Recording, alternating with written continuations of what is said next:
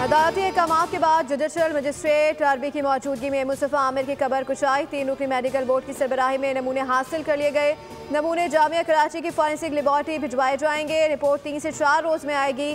DNA की report आने के बाद लाश मुस्तफ़ा के अहलखाना के हवाले कर दी जाएगी। दूसरी जानिब गाड़ी कराची से दाखिल होकर दरीजी तक कैसे पहुंची, दरीजी में गाड़ी जलाई गई, पुलिस को कैसे ना पता चला।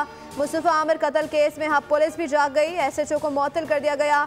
गफलत बरतने वालों के खिलाफ कार्रवाई के लिए इंक्वायरी कमेटी कायम कर दी गई। सोशल मीडिया पर ये लोग गंदी जबान इस्तेमाल करते हैं। जिसको आप बाप कहें उसके खिलाफ ऐसी जबान इस्तेमाल नहीं करते। ये सारा झगड़ा फैज हमीद को आर्मी चीफ बनाने की बात पर शुरू हुआ।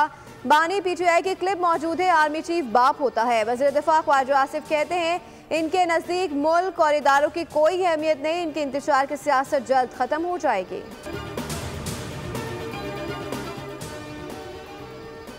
पाकिस्तान अब एक और मार्शल लॉ का मुतहामिल नहीं हो सकता। पाकिस्तान के अवाम बेहतर मुस्तकबिल का मुतालबा करने के लिए हक बजानिब हैं। मुल्क का मुस्तकबिल आइन की बारादस्ती, आज़ाद अदलिया, सहाफ़त से वाबस्ता है। Chairman Peoples Party Bilawal Bhutto को ऑक्सफोर्ड यूनिवर्सिटी के तहत शहीद Benazir Bhutto memorial lecture programme से खिताब कहा, मेरी वालिदा ने बदला नहीं सिखाया, इसलिए कहता हूँ कि जमहूरियत बेहतरीन इंतकाम है। बेनज़ीर भुट्टो की ज़िंदगी पाकिस्तान का कल बेहतर बनाने के लिए वक्फ हुई।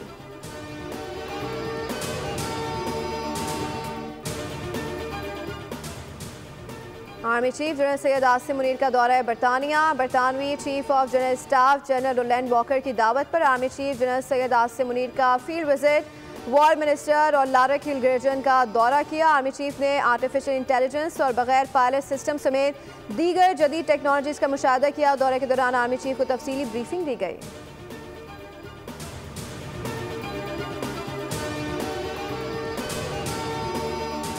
और चीफ जस्टिस याह्या आफरीदी से आज पाकिस्तान तहरीक इंसाफ का वफ्द मुलाकात करेगा। मुलाकात चीफ जस्टिस हाउस इस्लामाबाद में होगी।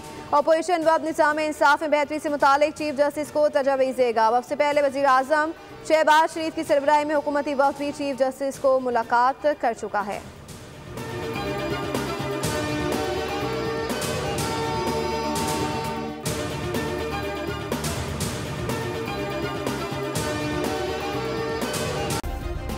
सब्सक्राइब करें और बेल दबाएं ताकि कोई खबर रह न जाए।